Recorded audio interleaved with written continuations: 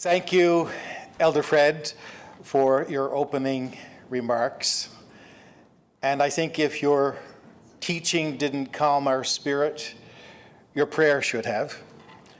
But just in case your prayer didn't, the kids did. So we sincerely do appreciate that. I was telling him briefly before, I feel connected to him a little bit. My grandfather was Frederick George. My father is Frederick Silas. Frederick David. My son is Frederick Marcus. So I feel we're in good company, Elder Fred.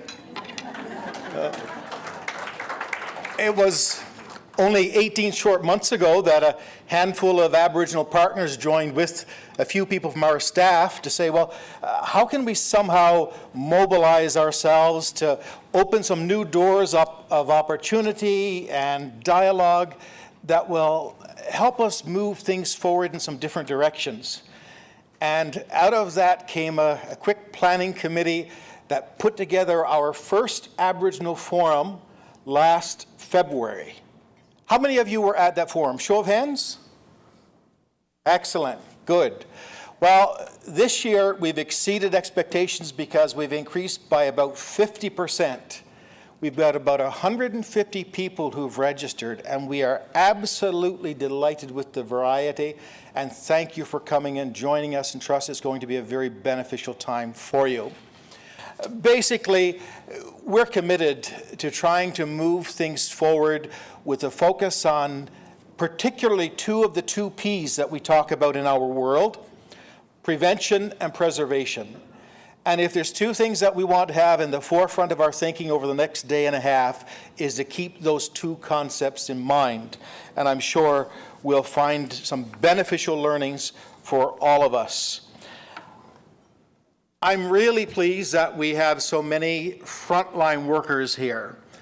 And part of the intent was to have the conversation with so many of us in the same room, whether it's frontline workers or board members or DFNA reps or other Aboriginal staff such as the MNA or any of the contracted agencies that we work with.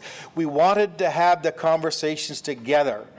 And I think if there was one thing that came out of last year's experience, is that the conversations we had led to actions.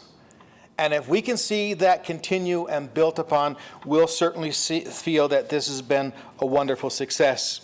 Tracy was asking me earlier when we were chatting briefly, how do you manage to do this? Well, one of the reasons we do is that we've got an extremely supportive board. And our board has been phenomenal. I've had the privilege to work with them for 6 years, and they have been totally behind us. Even when I say, I don't know how we're going to cover it, and even when I say we may end up with a little bit of a deficit, they give us enough leeway and enough rope, not enough to hang ourselves, but they do let us go and do what we feel need to be doing, and are behind us 110%. And for the rest of the board members who are here, I can't express to you adequately how much that means to staff.